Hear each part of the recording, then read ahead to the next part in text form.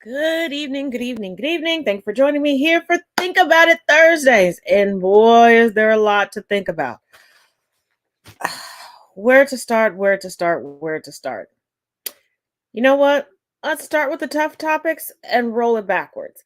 Let's start with Israel and its treatment of journalists. Israel does admit that they have killed journalists in the past and, of course, in this war. They've admitted that, we've not only killed journalists, but in some cases we've targeted the families of journalists, we've killed cameramen. But, this stuff happens in war. Journalists die in every war. This is just par for the course. And your average viewer is going to be like, yeah, that probably is right.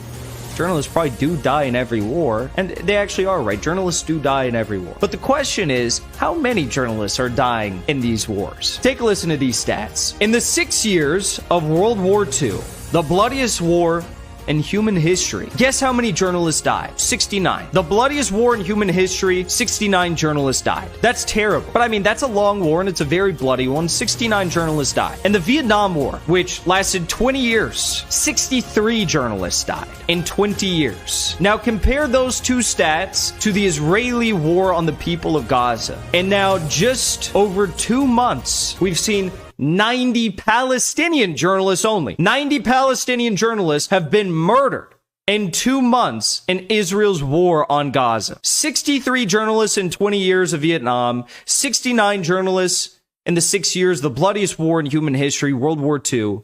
But already in 2 months of Israel's war on Gaza, 90 journalists have been killed. Yeah, journalists die. That's just par for the course. But no, it's about the number of journalists who are dying. They are targeting journalists.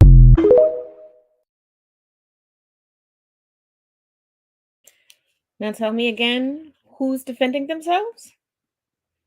Who's defending themselves? Journalists die, but we're not hearing about deaths of Israeli journalists.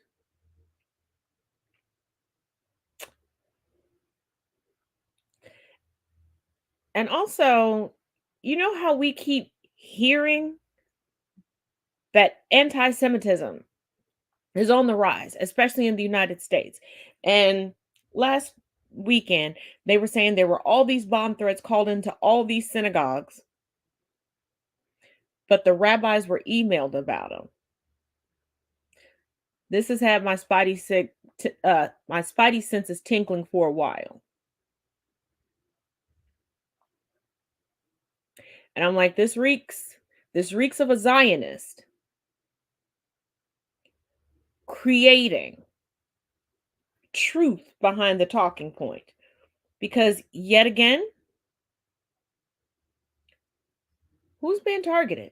Yo, I need everybody's attention. Big trigger warning in this one. This is Benjamin Reese, and he is a current, probably soon to be former teacher over in Warner Robins, Georgia. But before I say any more and we get into the real nitty-gritty details of the situation, this video is being made for educational purposes. With that being said, Mr. Reese was recently arrested for threatening to unalive a student over her comments regarding his Israeli flag. Not only was this kid he threatened a 7th grader, but several witnesses said they overheard Reese shouting, "You motherfucking piece of shit, I'll kick your ass, I'll your motherfucking head off."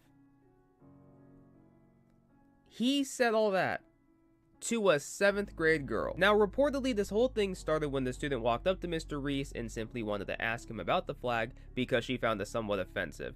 Reese said that he's Jewish, his family is Jewish, he still has members of his family who lived over in Israel, and this girl told him that he found the flag offensive due to the Israelis unaliving Palestinians, and that is ultimately what set him off. Not only did he call her anti-Semitic along with saying all the other things I mentioned earlier, but he specifically said that he would her goddamn throat and then drag her ass outside and then do the same thing to her head. A faculty member overheard Reese say, quote, "You don't make an anti-Semitic comment like that to a Jew." Witnesses say that the students left the classroom, but then Reese followed them. The same witness who saw Reese leave the classroom to follow the students saw that he eventually came back and was extremely angry, cursing loudly, saying that, she shouldn't have spoken like that to a Jew. And then he went on to say, "I will drag her ass into the parking lot, her fucking throat, and unalive her." This is a grown man talking about a 7th grade girl. This dude is a teacher at a middle school. His bond was set for $2,500. There is video of the incident, although there is no sound, so all you can do is just kind of watch and infer on what you're seeing. The Houston County School District has not announced whether or not he was fired. He absolutely should be. That kind of behavior, coming from an adult, is completely unacceptable, especially when the encounter is between a full-grown adult with a goddamn receding hairline and a 7th grader. Like, are you shitting me? He could have so easily traumatized this girl. I would be surprised if she wasn't. Call this a hot take, but in my opinion, this dude should not be allowed around children. Hopefully he is soon fired and goes to jail.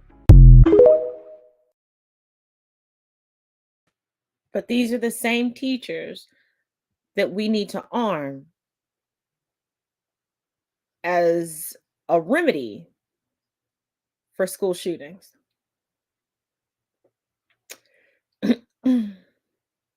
And he's so deeply indoctrinated into the big Z Zionist propaganda that he took a young lady factually questioning him on why he's hanging an Israeli flag. Once again, it's okay for their beliefs, but nobody else's. That was a moment for open dialogue. That was a moment for him to see another side and to allow that young lady to see another side. But he went to the point of threatening to invoke violence.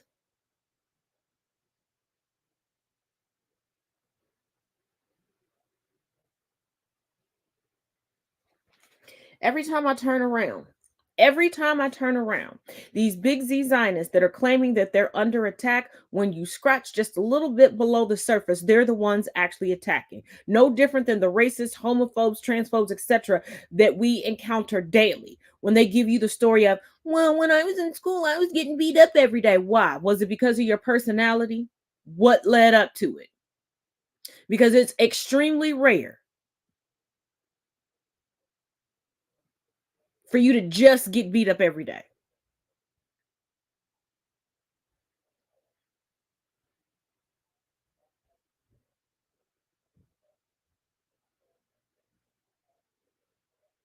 And he was so emboldened.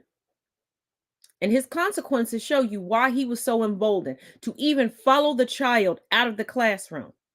The school system is still trying to protect him. They're not going to say if he still has a job. They're not going to say.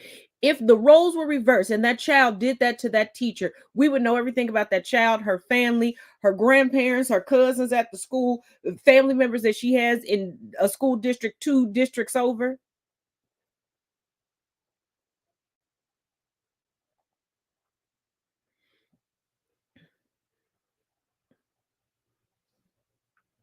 Yeah, you would think they would be more upset about free Germany, or they would be upset that their own people are engaging in the behavior that caused them to flee in the first place. And some people might get pissed at this, but please explain to me, because everybody likes to bring it up every single day, that, it wasn't just one group of people that suffered atrocities. Absolutely. Positively correct. So why is it only the Jewish diaspora that is entitled to a homeland? Especially since the Jewish diaspora is an ethno-religion. You're everywhere. You can be anywhere.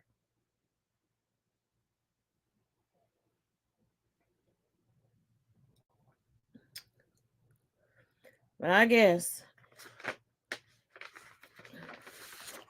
Now, Kevin McCarthy's official resignation letter was read. And before we get into the little tidbit regarding his resignation letter, just to put things in perspective for you all, I don't care how you vote. I really don't. This House of Representatives has had the fewest laws passed in decades. 28 laws have been enacted. This is the least productive Congress since the Great Depression. And they're not even having to fight off people surrounding the Capitol. Take a look. I hereby submit my resignation, effective on December 31st, 2023, as United States Representative of the 20th District of California. Attached is the letter I submitted to the Governor of California. It has been the honor of a lifetime to represent the great people and communities of Kern, San Luis Obispo, Los Angeles, Tulare, Fresno, and Kings counties over the past 17 years, and especially my hometown of Bakersfield in the Central Valley of the great state of California. Signed sincerely, Kevin McCarthy, Member of Congress.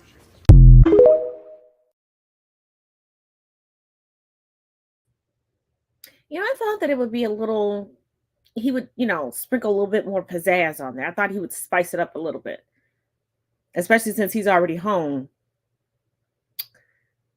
for the remainder of time. Like, I thought at least the day that they called it quits at the house, he would have held a press conference and told everybody business. But I foresee a book. Pretty sure he's already started working on it. I'm pretty sure he's going to play it safe after he's already endorsed Trump for the upcoming election, which is pointless and fruitless. I think he's going to wait out at least the first criminal trial of Trump. And I think that will determine how in-depth and how honest the book he will release will be. That's my prediction. And speaking of presidential elections, I know everybody right now is talking about Biden's approval ratings. First of all, if you putting anything into statistics, and I look at the approval ratings just like I look at grades in school. Pretty much meaningless. Because you could be an A doctor or a D doctor. You still a doctor. Catch what I'm putting down? But currently, Biden does have the lowest approval ratings in 30 years.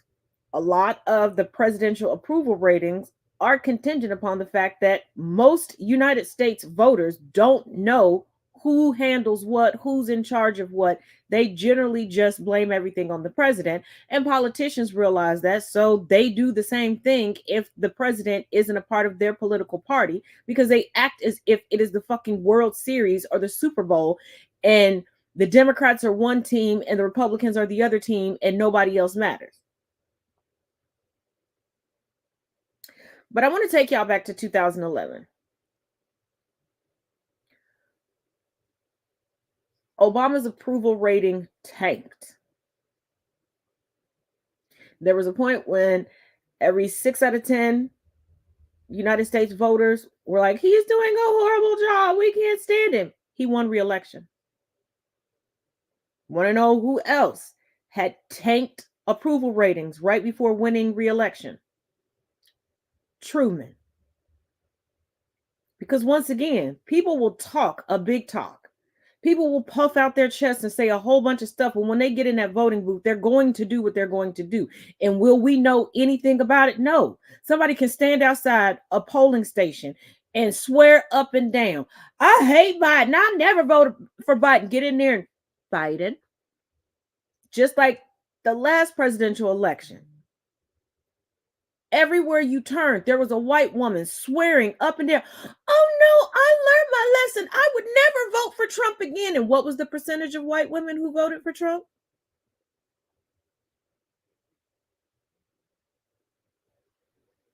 So while everybody's engaging in all these arguments and having all these marathon lives all over social media, trying to convince people who to vote for and why you should vote, why? We're coming up on close to 10 months away from the election. Every single POTUS election cycle, it is the same thing. And also, are y'all done fear-mongering because of Trump? Because I'm tired of explaining to y'all, since he decided to throw his hat in the ring, that statistically, it was already impossible for him to get back into the White House. And now with all of these cases, including conservative Republicans filing suit to keep him off of ballots. Who's your new boogeyman? The GOP does not want Trump. They don't. They're just afraid of his voter base that in less than 24 hours have already taken to social media and more to threaten the justices of the Colorado Supreme Court. This is why I say, when looking at history, whether as it's unfolding in front of you in real time or when you're taking a look back, you have to look at the complete picture. In the United States, we have a bad habit of teaching history singularly, as if this event happened and nothing else was going on in the world, nothing else was going on in the country, nothing else was going on in the state, the city, the county, nothing. And that is not true. Multiple things contribute to historic events.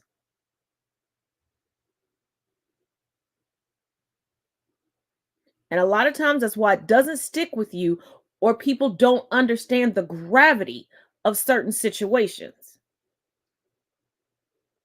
And hopefully that also gives you a better understanding for anyone who subscribes to any of my series as to why I go into depth and I pull other things in. I don't do it because I like to hear myself talk, but you need to understand the intersectionality and the connectivity of things to understand, oh shit, this is fucked up. Or, oh yeah, this was a major victory.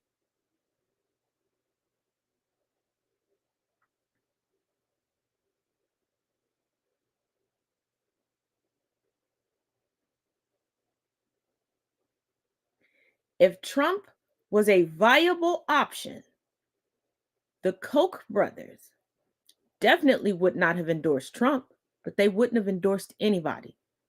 They would have sat quietly back and pulled their Svengali moves and called it a day.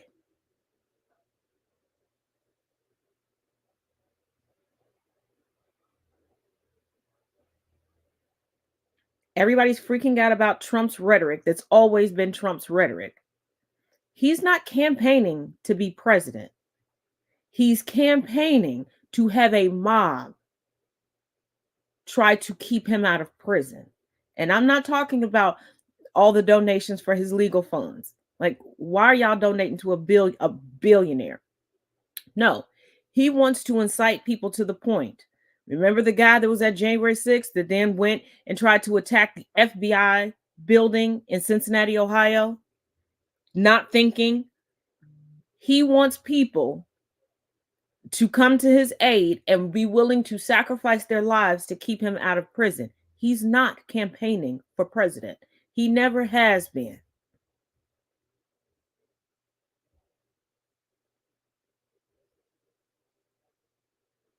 Sorry to break it to you. Pick a different boogeyman to try to piss people off about on the internet. But now that everybody has put so much focus into Trump, well, Biden versus Trump, Biden versus, now what? Now what? DeSantis is knee deep in lawsuits regarding all the shenanigans that he's tried to pull down in Florida. Nikki Haley has yet to complete anything, any type of career goals in her life. She starts something because she wants to be at the top, but she doesn't finish it. As soon as it gets difficult, she runs. Vivek really doesn't want to be a politician. He just doesn't want to face his investors. And he really wants to be buddies with Trump. Asa Hutchinson is not going to make it onto enough ballots to even make a dent into anything. Chris Christie, I don't think he necessarily wants to be president. I think he just wants to be a thorn in Trump's side because statistically, he ain't gonna make it either. And even if somebody stuck them on a ticket with them, not gonna do it.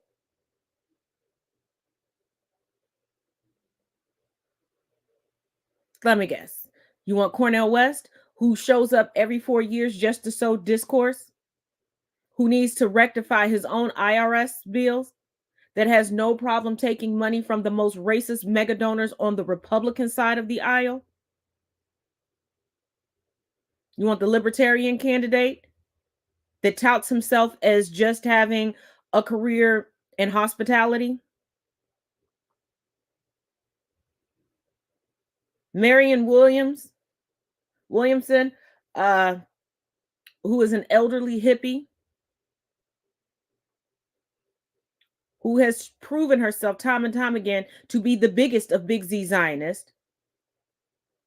We saw the other day when I played you a clip, she legitimately tried to gaslight someone into not believing what they've seen in front of their face with their own eyes and heard with their own ears. Jill Stein, that likes to kick it with Russia.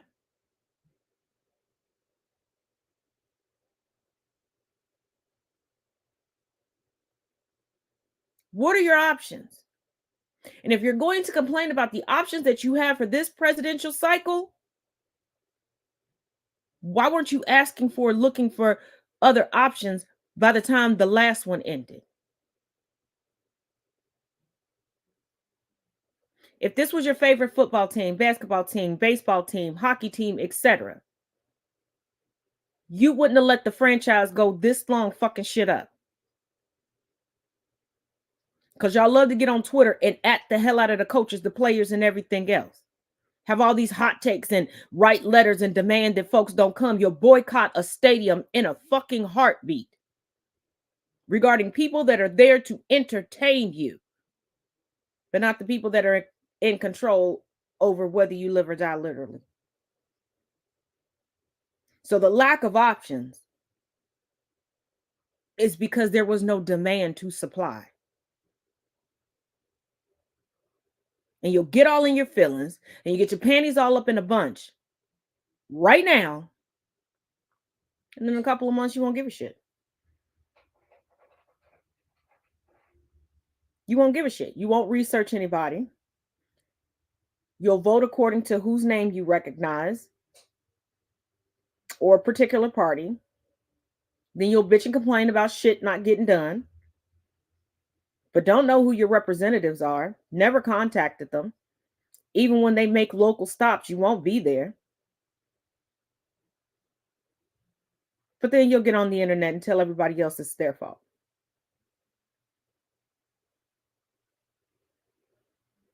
Because that's been working, right?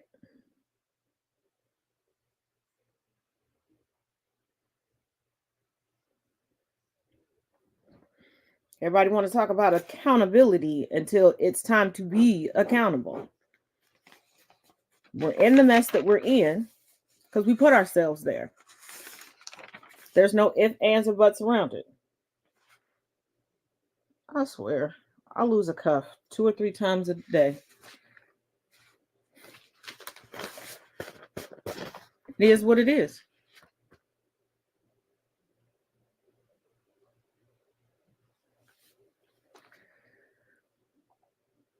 And now we have Mr. Rudy Giuliani and what everybody is losing their shit about all over social media. I knew it. I called it. He is filing bankruptcy. Those ladies aren't going to get anything. Can y'all shut the fuck up? I'm being raw tonight. Sometimes it's best to shut the fuck up. If you don't know something, either say you don't know it or shut the fuck up. Because if you're not going to look it up and actually learn, shut the fuck up. So busy trying to correct somebody or say this is fucked up and this is wrong and they wasted all this time and all this money. You wasting breath, being loud, wrong, and annoying.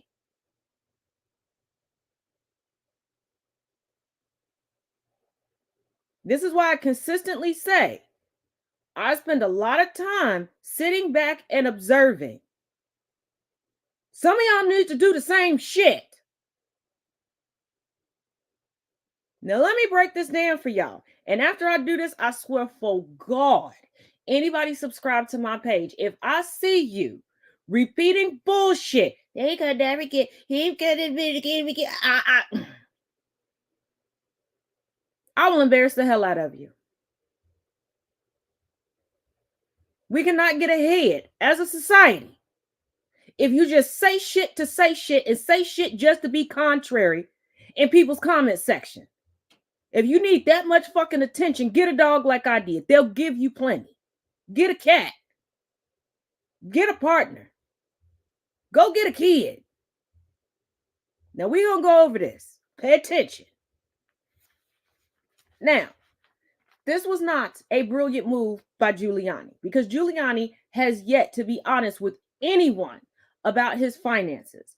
We first learned about this in a little bit of detail when he was going through the divorce proceedings with his second wife. Nobody knows. Everybody's like, well, yeah, he's broke.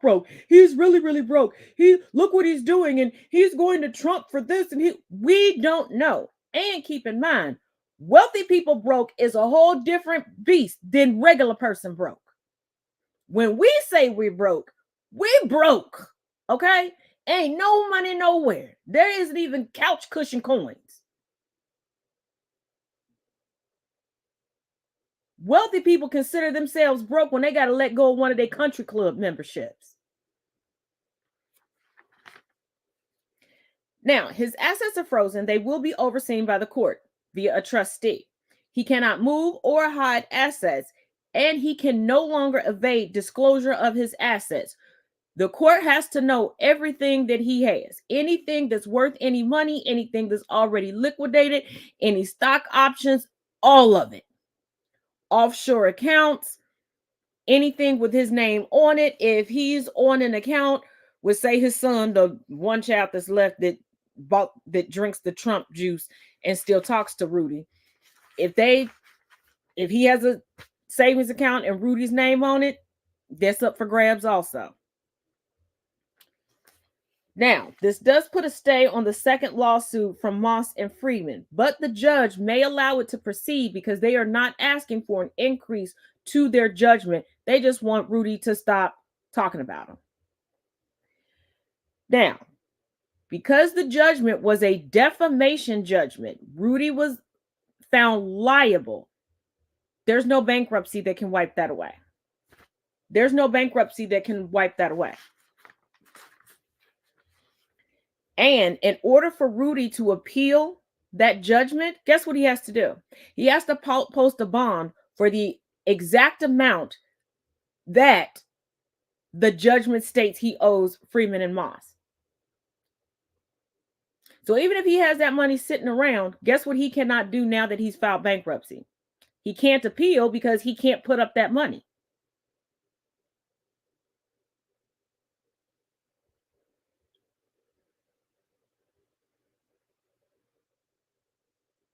Now, keep in mind, Moss and Freeman were smart enough and have kept an eye on Rudy long enough to say, hey, we're not going to wait. Judge, can you make sure he starts making payments to us immediately? And the judge did put that ruling down.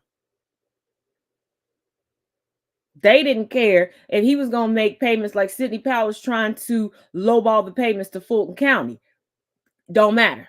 They didn't care if it was $200 a week, $2,000 a month, whatever. Pay. Every time you get paid, pay us.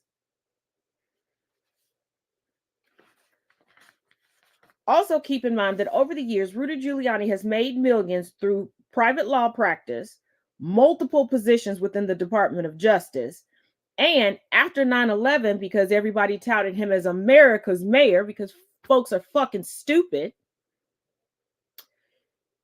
he had a highly profitable consulting firm. He was living such a lifestyle that, once again, we found out through his divorce proceedings with wife number 2 that they had a $230,000 a month lifestyle. This included 6 homes and 11 country club memberships at some of the most exclusive country clubs around the country.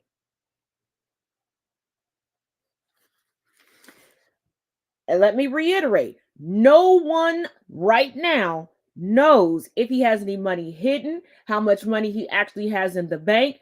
Up until this point, it's just been, I'm broke. Trust me, bro.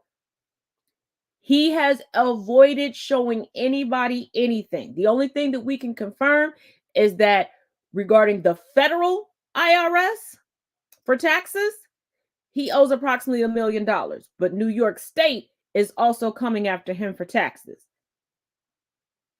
And keep in mind, just like we've learned with Trump and other wealthy individuals, not paying bills does not mean that you're not broke. It just means you're a son of a bitch. Now, all of his assets were not listed in this filing. Before you go, Taz, you just said he hasn't been honest about everything. How would you know? Because I pay attention to shit. And how I know that all the assets weren't listed is because while he was America's mayor, there were 6 World Series that happened. He was gifted 6 diamond encrusted, personalized World Series rings. If you've seen any of the rings for any of the World Series, Super Bowls, that's a big piece of jewelry. That's a big chunk of change if liquidated. And I'm thinking there are a few other things that maybe his attorneys and other people don't know about that he has sitting somewhere. And keep in mind, during the first impeachment process, when he was working for Trump, excuse me, he was working for free. Then the second go round, he started tracking billable hours for Trump. And because through testimony of his ex-wife and an accounting firm that he owes approximately $10,000 to, he had already begun hiding money because he was hiding money from his ex-wife. So this public charade of, well, Trump didn't pay him, that's why Trump's doing this, that, and the other, it is plausible that Trump's holding that money for him. So if everything else is taken from him, he has this payday. Plausible.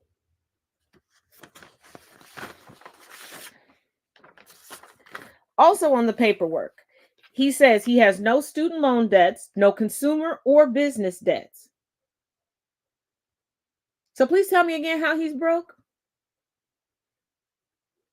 $1 million law firms, $1 million consulting business, racking up hundreds of thousands of dollars and millions in speaking engagements, plus endorsements. And he has no consumer debts, no student loan debts, and no business debts. The only debts that he has incurred are recent lawsuits.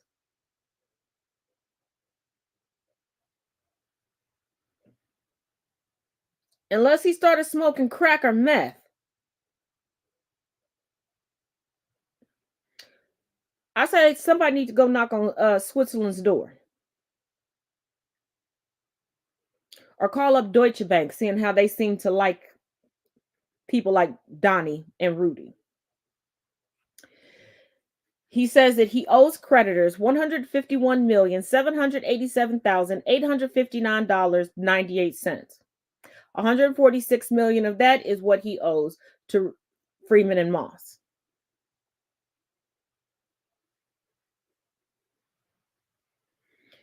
And keep in mind, he's still in the process, excuse me, of selling multiple properties, most notably the New York penthouse, which could sell for at least bare minimum $6 million.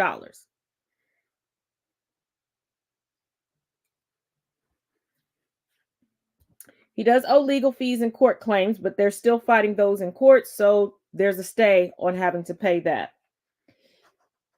There are additional outstanding suits with Smartmatic and Dominion. Those are also defamation cases. So this bankruptcy filing does not help him with that either. If he's found liable, it doesn't go away. And those that are like, well, they'll just have to line up with everybody else. No, there are other people who he's indebted to that this bankruptcy could wipe out that debt. So this may wipe everybody from the line other than Freeman and Moss. This was not a good move. When I've told people over the years that Rudy Giuliani has never been a good attorney, people decided to put him on a pedestal because he just so happened to be New York's mayor during 9/11. That's it.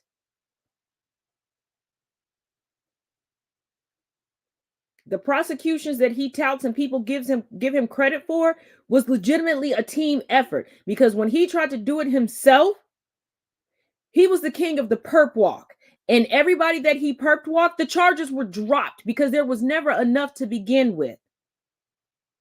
This is the dynamic duo that everybody was afraid was going to become a dictatorship duo in the White House. Two motherfuckers that don't know how shit works. Don't forget, there's a sexual assault and harassment case from a former employee. She's suing for $10 million. Then there's the Staten Island store employee who Rudy falsely alleged had assaulted him. And, dun dun dun, probably the lawsuit that most people forgot about, the fact that Hunter Biden is suing Rudy Giuliani. And that one is for illegal access to Hunter's laptop.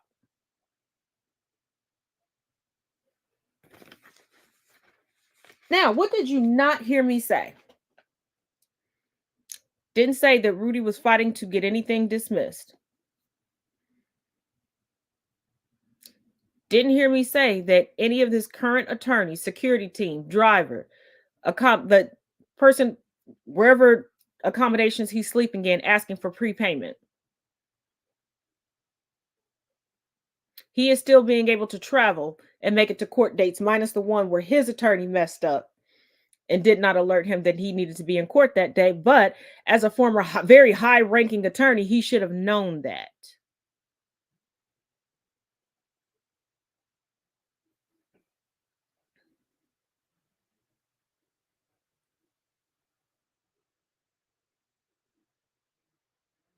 So, still think this bankruptcy was a brilliant move. And he just screwed Ruby Freeman and Shay Moss. Oh my God, they're just outsmarting everybody.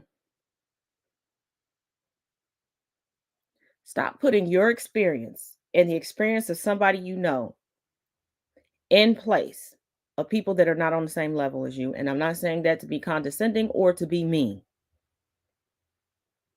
But there's levels to this shit.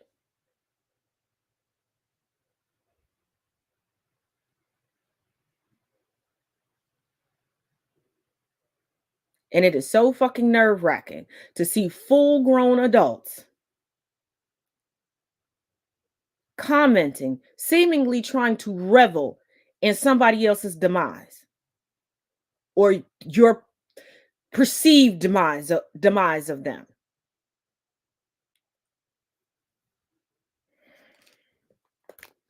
Some folks ain't never played the quiet game, and it shows. Lord Jesus, does it show.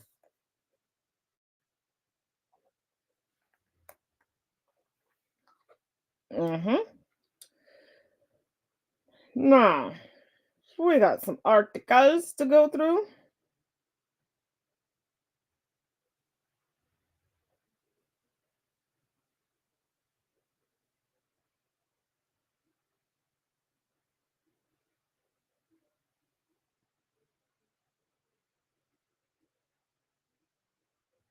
Here we go. Also from the realm of, I need folks to stop doing dumb shit. Coming from Newsweek, Black gay Republican heckled with slurs at MAGA event. What part of that didn't you see coming? A Black and gay Republican influencer shared a video showing that what he described as white supremacists shouting slurs at him. Rob Smith, an Army veteran, motherfucker. You've been in the military. You chose to be a Republican. You chose to be a conservative MAGA Republican. Whose ass did you bury yourself in during his first presidential run? Because I have a good friend who, for shits and giggles, decided to go to a Trump rally that was near where we lived at the time. His footage, as egregious as it was, these people didn't ask. They didn't know if he was undercover. He could have been ready to rile every Black person he knew to support Trump. These motherfuckers didn't care. They were there to be in camaraderie with their racism. His footage made it to CNN. When Don Lemon was still employed at CNN, he used my friend's footage to show just how fucked up it is. But let's continue. Last night in Phoenix, I was confronted and surrounded by some white supremacists that don't like gays or blacks in the Republican Party. You refer to yourself as blacks. Smith wrote in the post. They shouted the N word and the F word at me to make their point. However, I served in Iraq. I never backed down ever. Evidently, you suffered some fucking brain damage. Some in the video appear to be chanting gay sex after Smith says, "Look at that. I've got some fans." Then others can be heard shouting the homophobic slur at him before switching to America First, but no racial slurs were heard in the clip Smith shared.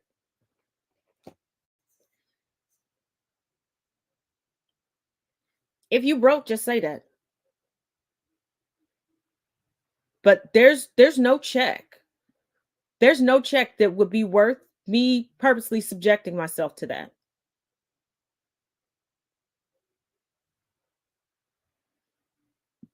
And this is the type of individual that'll be like, I've never experienced anything like this in my entire life. Like, I knew that it existed, but oh, you survived an Iraqi war with one of the most racist militaries on the planet. To choose to go to kiss my ass.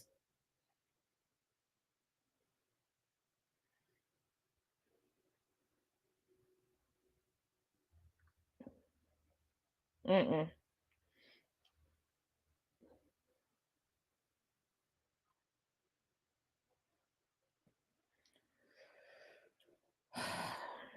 And once again, with the useless GOP on Capitol Hill, ironically, coming from the Hill, Hawley blocks McConnell-backed nominees' escalating feud. Senator Josh Hawley is throwing a wrench into Senate Republican leader Mitch McConnell's effort to confirm two former aides to the Federal Trade Commission and the National Transportation Safety Board, escalating a feud between the first-term conservative senator and the veteran party leader. Hawley informed McConnell in a letter Wednesday that he wants more time to vet the McConnell-backed nominees, who were slated to be approved by unanimous consent along with the slate of Biden nominees.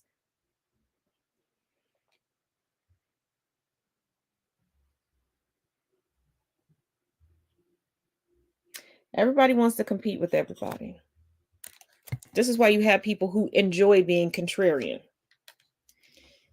If they see somebody's post doing too well, ooh, folks like that person a little bit too much. Let me come and give my dissenting opinion.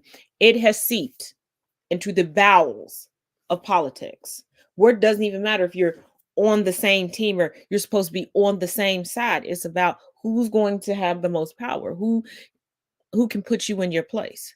Now I understand being young and being confident in your position and wanting to prove to the older people that are around you that you are worth your weight. But this amount of disrespect just to say, you know what, we are the new guard, we're coming and taking up, cut that shit out. Cut that shit out. In order to function, whether you like it or not, every generation needs every generation, and every generation needs to learn from every generation. All of these generational wars that are now seeping into politics, who gives a fucking damn?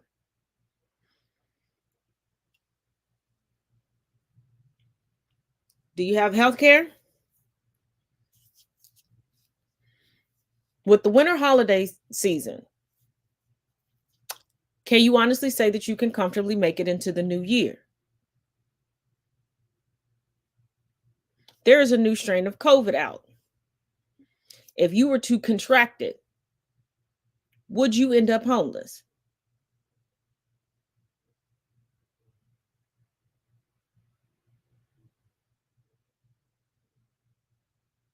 See, I'm tired of people seeing fucked up behavior in one situation and not seeing it in every other situation. You'll see and recognize this behavior if you see two grown adults arguing back and forth on the internet over something that you feel is stupid. But you'll laugh and make light of it when it's two politicians that should be debating on how much relief to give you as a citizen, what bills to put forward to lighten the load and the burden on you. We have to stop watching politics if it's as if it's the main event at SmackDown. And politics isn't something that you can just sit back and comment on. It is participatory for everyone, and it's further than just your vote. You'll micromanage Barbara down at TJ Maxx, but get shocked when it hits the news that the local alderman been using all your tax dollars to get Shirley down at the Gentlemen's Club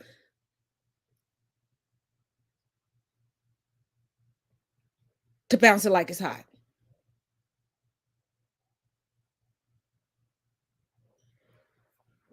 Now, yes, it's funny. We all get entertainment out of it, myself included. But at what point are we done being entertained on our dime? Because this is some expensive laughs that we're getting.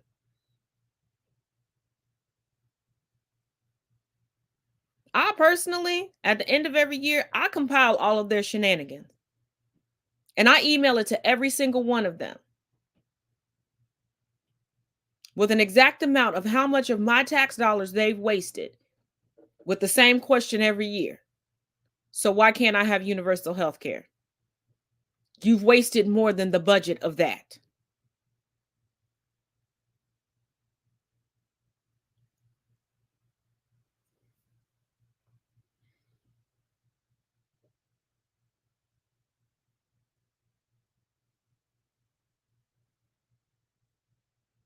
Remind them that we're watching.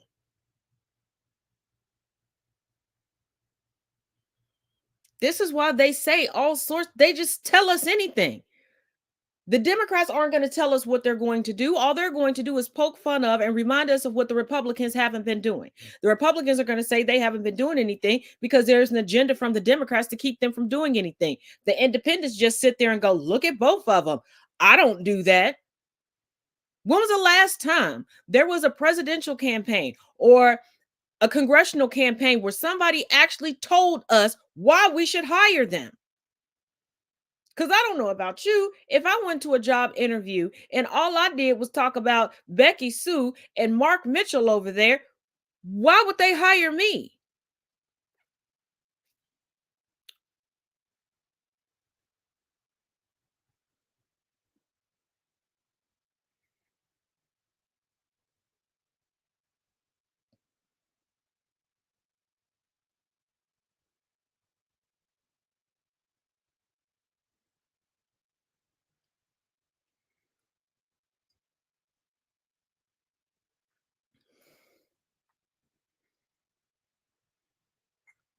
Start treating politicians as if you were hiring them to be a live-in nanny for your children, and your children are nonverbal.